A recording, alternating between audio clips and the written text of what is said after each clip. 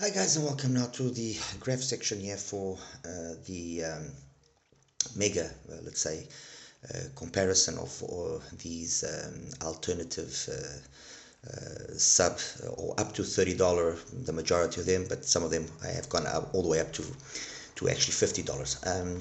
Anyway, let's start this because there's a lot of IEMs to have a look here. So let's get this out of the way. Okay, let's start here. I'm actually going to start with the Kefine Clean in its two versions that the nozzles allow in terms of the tuning. This is with the one nozzle, okay, where definitely you see that ratio that I like comparing here between 100 Hertz and where it corresponds in the mids to upper mids. It's going to render a sound which is a little bit more clinical, a little bit more detailed, and this is with the option that I personally prefer, where that ratio becomes way more favorable, and overall the sound is a nicer, warmer, more organic, more musical type of presentation. These two, just for the sake of comparison with the actual original Delci AE, I just wanted to show it to you quickly so you guys can actually have an idea. Not Delci AE, the original Delci, my apologies. Okay, that's the original Delci, and as you can see, the original Delci, let me just take away here so the original Delci, which is the blue one, and the Clean are basically identical. There's just a little bit more extra bass on the Delci, but you can understand why the Clean ends up being so popular, because you know, it kind of balances out a little bit better that ratio between the bass and the upper mids and treble that some people complain that in the Delci was a little bit overemphasized. I don't think so. I think the Delci is one of the best sounding earphones under $100 period, and even above that, and the Clean follows suit. It's as simple as that. Anyway, going on to what we want to know, which is how does then the let me take away here the Delci and just leave the Clean. Let's compare now all of this with the IEMs that I brought out, and the first comparison I'm going to make is or the first thing that I'm going to show you up against is the 7 Hertz, the G1. Okay, and this is the G1 here. Okay, there we go. If I take the Clean in its other alternative tuning, which is the one I've just placed now, then yes, then I have to say that the G1 is a better sounding earphone, in the sense that it's more musical. It's still got plenty of detail, but that later pinna gain peak, the nice bass, it just makes it for a more enjoyable sound. And when you take again that 100 Hertz point there, you can see where it corresponds. So it's a nicer sounding earphone. When we now don't use that version of the Clean, but we use the version of the Clean, which is the one that I prefer, you can see that the balance that is struck between one and the other is almost identical, because 100 Hertz here on the G1 corresponds to about 2.5 in its upper mids. 100 Hertz on the Clean corresponds to about 2.3. Yeah, 2.3, so very similar. So the overall balance of sound, the overall tonality that we get from one and the other is very similar, and they both are really very good. That's the reality. They are both really very good, and they both sound fantastic. I mean, I'm not going to say no, it doesn't. No, they both are phenomenal IEMs, and they both sound really, really solid. Let's just now quickly show you the Tinhifi, the C2, and I'm going to show you first the original C2. Okay, that's the original C2. All right, and this is the C2, the 2025 version. Again, as you can see, you can attribute this difference here to tips, to whatever. I mean, this is actually using the same tip exactly on one and the other. And when I changed the tips like I did, basically what I got was similar in terms of the final graphs. There was really no difference, and honestly I couldn't pick up on any if I have to really kind of try and pick a difference. I got the feeling that the new one, the 2025 version, the one that's now in standing out, was just ever so slightly more soundstagey, if that is the way, or if that is even a word. But honestly, look, they are kind of identical. They really are. So the 25 version, let me just take away the original C2. All right. If I now drop, for example, the TRN Conch into the equation, okay, that's the TRN Conch with the 2025 version of the C2. You can see again how similar they are. The Conch is the purple, the one that's now standing out. I mean, honestly, just maybe a little bit of a difference here on some songs, especially some females, but very, very similar. And if you now, still on top of this, now throw in the Klean, you can start to see a pattern. Okay, there we go. The C2, the 2025 version, is probably the brightest. Okay, then followed by the Conch, then followed by the Klean. And if we still throw in the Tripowin Vivace, again another very almost identical type of tune, which I mean, the Vivace, which is this last one that's now in the standout, it's almost identical to the Klean. They sound very, very similar. Definitely the Vivace and the Klean are the ones that sound the most close to each other. Okay, there we go. And of course I've got here the let me just change the color here of the G1. Let me try to make, I don't know, make this, it's a difficult one here to try and choose a good color for it. Maybe a really strong blue. Let's see if that will stand out. Okay, so the blue here, the one with the most bass, the one with the biggest peak here at 3.4 and as well at around 8K is the G1. But honestly, when you listen to it, it doesn't sound as pronounced, as V-shaped as you would think from the graph. They all end up sounding very neutralish, very, very detailed, just with different levels of tonality and timbre, different levels of warmer, more musical, less musical. And the final one of this, let's say, equation here is the Tangzu, the YuXuan using the 07 tips. Number 10 here, there you go. And let me just take away some of them so you guys can actually see everything. Okay, there we go. That's a Tangzu. If you look at the Tangzu and take those points that I like using, you will see that it's definitely the one that has the earliest mids, the most energy in that area of mids to upper mids, without a question. But the interesting thing is when you actually listen to it, it doesn't sound as pronounced or as thin as you would think.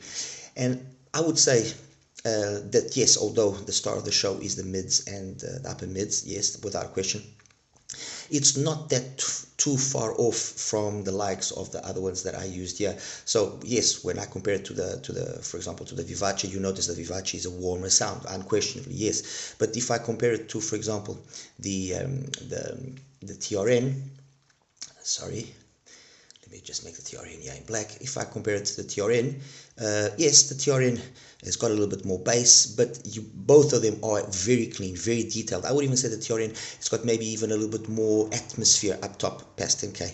Okay, if I compare it to the C2, again the same situation, and I would definitely say even that clinicaliness of the sound is even a little bit more, I would say, not fake or pushed or colored in the Tinhifi. But look, guys, I think you can see they all are very similar compared to the G1.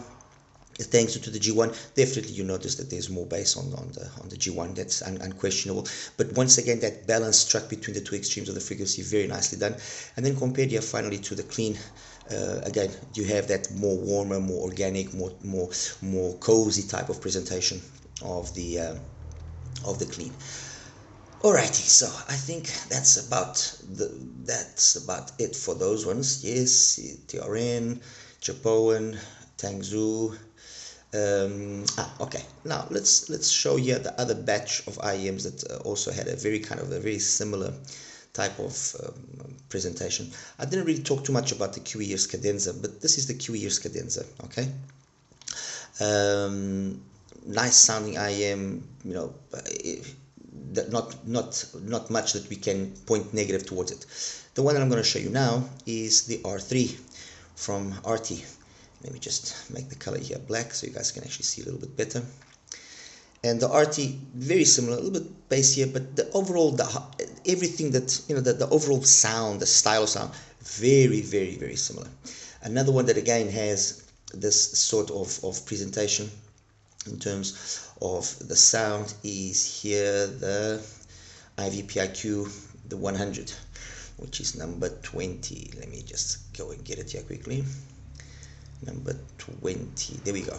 Again, another IM that has that sort of same style of tuning. This difference that you find here is more of a difference of the tip, because I was using the whiteboard tips, and on the IVIPQ I actually installed a medium-sized tip, and that was able to get the 8K peak here corresponding correctly. But the difference that exists between using the medium-sized wide bore and the large-sized wide bore is that you don't get such a pronounced dip here. On the large size, that dip kind of is more plateaued. With the medium-sized, it dips slightly. But overall, these three, they sound very, very similar. Trust me, guys, very similar. When I now throw into the equation, okay, this we can take away. The purple haze, yes, exactly, here we go. This is the purple haze. The purple haze, again, as you can see, very similar. Let me take the other ones out here. And when I mentioned the purple haze, I said that the purple haze had kind of a vibe of Orlina and so on, and it does. Okay, here the 100 hertz, you can see it corresponded to about 3K. It's really nice. I mean, the purple haze honestly was a surprise. It's just that you have other things that end up being ultimately, I guess, maybe a little bit more interesting. But the purple haze compared to the Orlina, okay, this is compared to the Orlina. The Orlina is leaner in the bass. You notice it. Mids are a little bit more forward, but you know, nothing offensive. And this is the Orlina using this is the Orlina SE. My apologies. And then the original Orlina is this one here. The original Orlina has got a more similar vibe to the Haze, as you can see. The original Orlina, and this is using the double damper, which was a mod that many of us did because that peak there at 5 was a little bit pronounced. So Orlina, original Orlina with double damper mode, is basically, in essence, a purple haze. Okay, it's a purple haze. There's very little difference. If we compare it to the Orlina SE, which was the final version, the Orlina SE was thinner in the bass, more detail up top, but you can see, look at that ratio. At least not for me, a favorable ratio. 100 hertz corresponds to about 1.5. Not my cup of tea. But anyway, it is what it is. This is not me trying to beat. I'm just trying to position things here for you guys. Okay, so that's that. That's that out of the way there. The IVIPQ, we can also take it away. Take that out of the way. Okay. Let's compare here, or let me show you now the Twistura, the D minor. The D minor comes with two tuning options. The one tuning option, which is this one, which is the one I prefer, and then a more bass emphasized, but also leans it up a little bit here, alternative.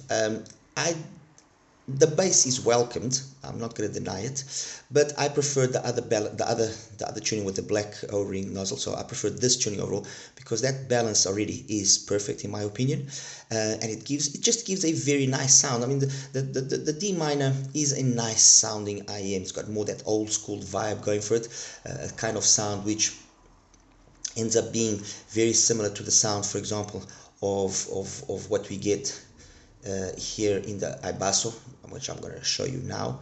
This is the IBasso Junior, the Gelato. Very similar type of sound as well.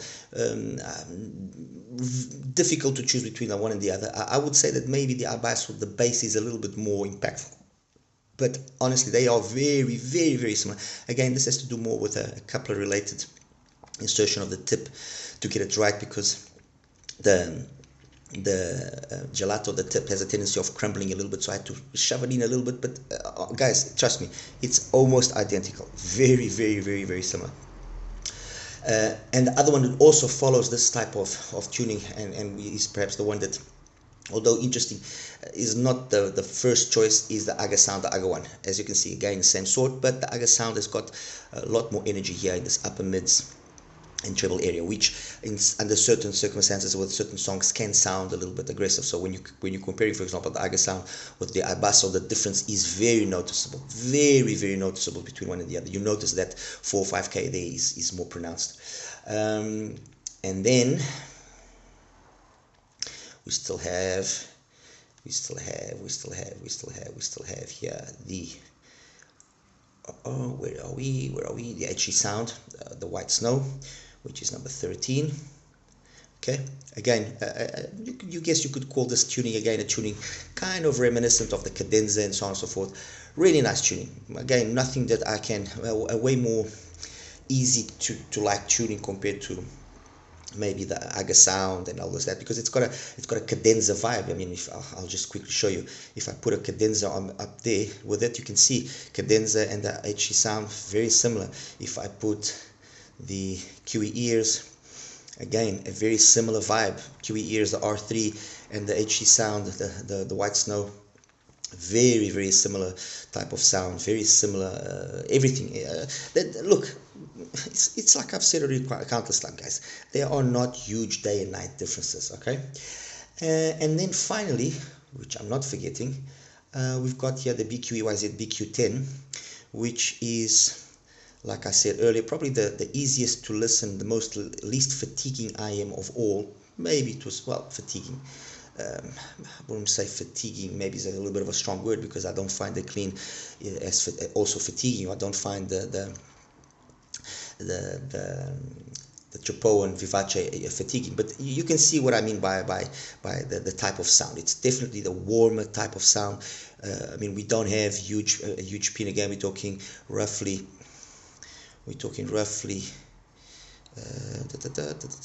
oops, my apologies, we're talking roughly, again, of around 7 dBs for the mids, a little bit more on the bass. Very plateaued, very smooth sound. It's a very easy, warm type of sound. It's not a clinical, because you got this energy here in the mid bass, which gives it that warmer tonality. And that's it, guys. I think I haven't missed out any one of them. Just for the sake of you guys understanding the differences, if, for example, I take, okay, this is the BQ10, and if I compare it to the likes of, for example, say a G1 from 7 Hertz, look, they are very different IEMs. They have a very different presentation from one to the other.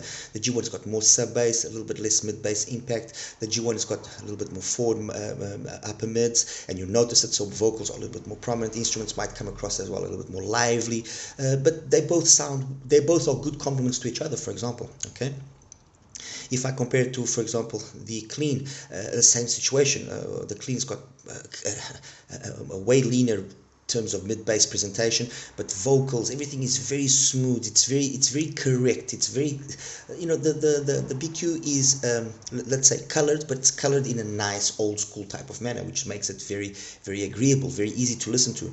If I compare it to something like, for example, the C2, the 2025 version, it's not that I don't like the C2. I like the C2, but when I compare one and the other, the C2 in proportion will probably be a little bit more fatiguing for long listening sessions, because yes, it's not that the bass is not well executed, it's very nice, but you've got this energy here that can, after a while, with certain genres, become a little bit tiresome, On the other hand, if I compare it to the Vivace is again the same situation as, like, for example, the Klean. Very nice, smooth, easy to listen. It's definitely one of the better IEMs here, the Vivace, without question.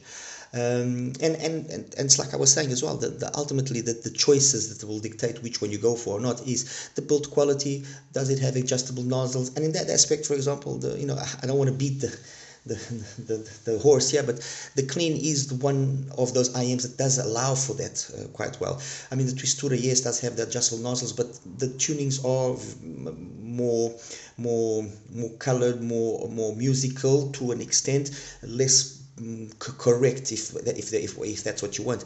And let me see here. And that's it.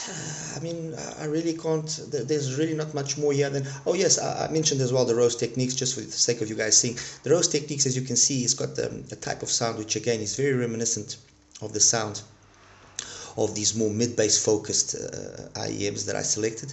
It's an IEM that's got not a lot of love, and it actually should get a little bit more love, because it is a nice sounding IEM. It is a nice sounding IEM. I mean, it's properly done, it's tuned nicely, it's got a nice mid-bass, old school vibe, musicality going for it. And guys, I think I've basically just covered it all. the HZSound, like I mentioned as well, you know, I'd really enjoy it if you asked me, hey, but Tony, which one would you choose between the HZSound, the IVIPQ 100, the Cadenza? Well, if you got the Cadenza or something like that, no point in buying the HZSound. But if I was gonna buy one now from scratch, and if I could get the HZSound, the White Snow, for like the just over $20 price point that it costs, I would definitely say that this is a solid IEM to purchase. It is a solid IEM. Yes, it doesn't have the build quality of some of the others here, but it is a solid sounding IEM. It plays well, and it does the name HZSound justice. Guys, that's it. Hope I cleared things up for you guys. Any questions, please feel free to ask me, and I'll do my best to answer as quickly as possible. All right, you take care now. Bye-bye.